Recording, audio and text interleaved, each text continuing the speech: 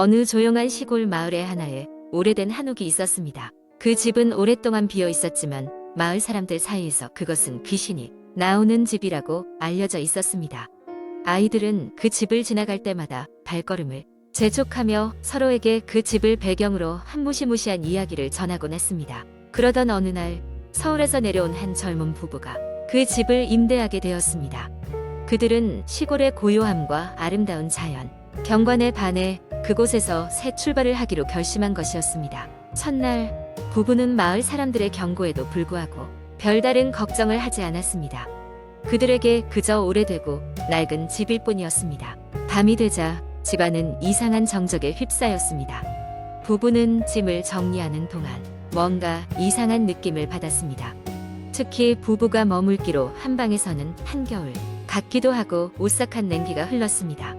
그러나 그들은 그저 오래된 집에 보일러가 낡아서 그런 것이라 여겼습니다.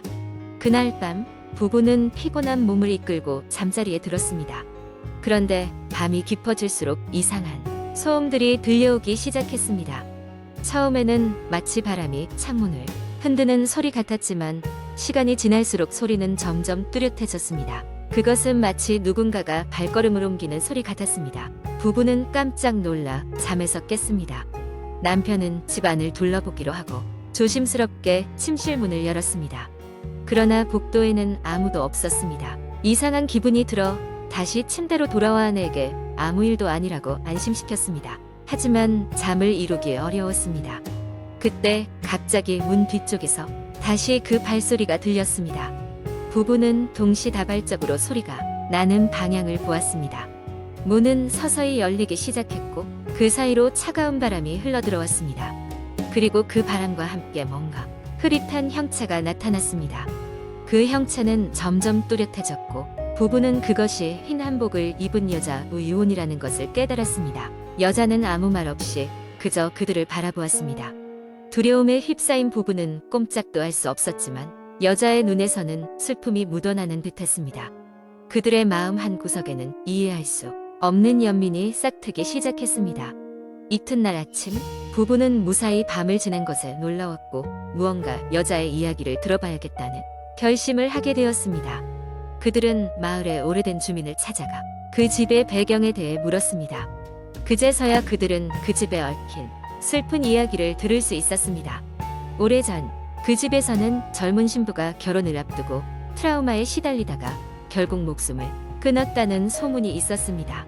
그녀는 다른 사람과의 결혼을 강요받았고 그것을 견디지 못해 스스로 목숨을 끊었다고 했습니다. 그 후로 그녀의 영혼은 이 세상을 떠나지 못하고 그 집을 배회하게 된 것이었습니다. 부부는 슬픔에 잠긴 영혼의 이야기를 듣고 안타까운 마음에 그녀를 위로하기로 했습니다. 그들은 조심스럽게 영혼과 대화를 시도했고 결국 그녀를 진정으로 이해하게 되었습니다.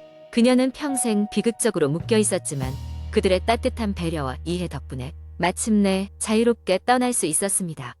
그날 이후 그 집에는 더 이상 이상한 소리가 들리지 않았고 부부는 마을 사람들에게도 그 사실을 전했습니다. 비록 그녀의 이야기는 비극으로 시작되었지만 부부의 진심 덕분에 그녀는 마침내 평화를 찾을 수 있었습니다. 그들은 그 경험을 소중히 여기며 앞으로의 삶을 더 따뜻한 마음으로 살아가기로 결심했습니다. 두 번째 이야기. 어느 여름밤 한국의 한적한 시골 마을에서 있었던 일이다. 마을 한가운데에는 오래된 초등학교가 하나 있었는데 이미 학생들은 떠나고 텅 빈 지 오래된 곳이었다. 마을 사람들에게 이 학교는 어린 시절의 추억이 가득한 장소였지만 동시에 밤이 되면 으스스한 분위기를 풍기는 장소로 유명했다. 특히 여름 방학 기간에는 종종 학생들이 모험 삼아 그 학교에 몰래 들어가곤 했는데 그날도 고등학생인 현우와 그의 친구들이 그곳을 찾았다. 현우와 친구들은 어둠이 깔린 학교 안으로 들어가기 위해 담을 넘었다. 가로등 하나 없는 산길을 따라 걷다가 학교 앞에 이른 그들은 높은 철문을 밀고 들어가 골목길처럼 좁아진 복도를 지나갔다. 오래된 나무 바닥은 밟을 때마다 삐걱였고 먼지가 쌓인 창문 틈으로 달빛이 비쳐들어와 유령 같은 분위기를 만들어냈다. 그들은 학교의 구석구석을 탐험하며 휴대폰 불빛으로 비추며 사진을 찍고 이야기를 나누었다. 그렇게 지하에 있는 강당에 도착했을 때 한 친구가 제안했다. 여기서 소문 들었지? 강당에서 혼자 놀던 아이가 실종됐다는 얘기 잠시 분위기가 가라앉았다. 친구들은 서로를 쳐다보며 색하게 웃음을 터뜨렸다. 설마 그런 게 어디 있어? 그게 다 옛날 얘기잖아. 현우가 애써 담담하게 말했다. 그러나 그때 갑자기 강당 한쪽 구석에서 무언가가 떨어지는 소리가 들렸다. 친구들은 깜짝 놀라 주변을 둘러봤지만 아무것도 없었다. 사람들은 누군가 장난을 쳤는지 확인하려고 했지만 모두 그 자리에 서 있을 뿐이었다. 그 순간 강당 천장에서 희미하게 소리가 들리기 시작했다. 처음 옅은 울음소리 같던 것이 점점 더 뚜렷하게 들리기 시작했다. 그것은 분명 어린아이의 울음소리였다. 친구들은 모르는 사이 서로의 손을 꼭 쥐고 있었다. 여기서 나가자. 현우가 작게 중얼거릴 때 강당의 조명이 깜빡이며 켜졌다 꺼지기를 반복했다. 공포감이 엄습하자 그들은 두려움에 휩싸여 빠르게 강당을 빠져나갔다. 복도를 달려나가다 보니 갑자기 발걸음이 멈춰졌다. 학교 입구 쪽에서 허름한 모습의 어린아이가 걸어오고 있었다. 아이는 조용히 그들을 바라보며 아무 말도 없이 서 있었다. 현우는 반사적으로 친구들을 뒤로 물린 뒤 아이에게 다가가 말을 걸었다. 여기서 뭐 하고 있는 거니? 하지만 아이는 대답하지 않았다. 다만 잔인할 정도로 어두운 눈으로 그들을 응시할 뿐이었다. 긴장감이 최고조에 달하고 그 순간 아이의 얼굴이 급격히 일그러지며 변하기 시작했다. 이목구비가 뒤틀리며 소름 끼치는 웃음소리가 울려 퍼졌다. 친구들은 그 자리를 박차고 도망쳤다. 밖으로 나와 밝은 달빛 아래서야 그들은 숨을 돌릴 수 있었다. 아무 말도 없이 서로의 얼굴을 확인한 뒤 무언가를 놓고 온 것만 같은 기분을 느꼈지만 다시 돌아갈 용기는 없었다. 다음 날 그들은 그날 밤의 일을 누구에게도 말하지 않기로 약속했다. 시간이 흘러 또 다른 여름밤이 찾아왔지만 그날의 기억은 그들을 한층 성숙하게 만들었고 다시는 그곳에 발을 들이지 않았다. 그리고 여전히 그 학교는 여름밤마다 창문 틈새로 울음소리를 흘려보냈다. 마을 사람들은 여전히 학교 근처를 꺼려했지만 그 소문은 세월이 흐를수록 점점 더 신빙성을 잃어가고 있었다. 그러나 그날의 진실을 알고 있는 사람들은 단 하나, 현우와 그의 친구들 뿐이었다. 그들은 서로 다른 길을 걷고 있었지만 마음속에 그날의 이야기를 간직한 채로 살아가고 있었다. 세 번째 이야기. 내 이름은 민수야. 지금부터 내가 겪었던 힘든 경험을 이야기해 주려 해. 그 일은 몇 년 전 여름의 한가운데에서 시작됐어. 당시 난 서울의 작은 오피스텔에서 혼자 살고 있었고 퇴근 후 집에 돌아와 컴퓨터를 켜고 인터넷 서핑을 하면서 하루의 피로를 푸는 게 일상이었지. 어느 날 평소처럼 인터넷 게시판을 돌아다니다가 심야 괴담이라는 제목의 글을 발견했어. 평소에 공포 이야기를 좋아했던 나는 호기심에 이끌려 글을 읽기 시작했지. 그 글은 밤중에 하얀 소복을 입은 여자 나타나 사람들을 뒤쫓는다는 괴담이었어.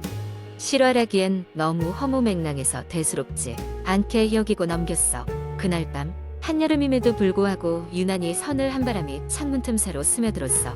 이상하게도 마음 한구석에 불안한 느낌이 드는 걸 무시할 수 없었지. 하지만 대수롭지 않게 여기고 잠자리에 들었어. 그러나 그렇게 잠든 밤중 알 수 없는 인기척에 잠에서 깼어. 잠시 멍하니 천장을 응시하던 나는 이상한 소리를 들었어. 분명 누군가가 내 방을 돌아다니는 소리였어. 걸음걸이는 무겁고 불규칙했어. 처음엔 꿈이라고 생각했지만 점점 선명해지는 소리에 정신이 확 깨고 말았지. 두려움에 뒤척이다가 용기를 내어 조심스럽게 불을 켰어. 하지만 방 안은 고요했고 다른 사람의 흔적은 보이지 않았어.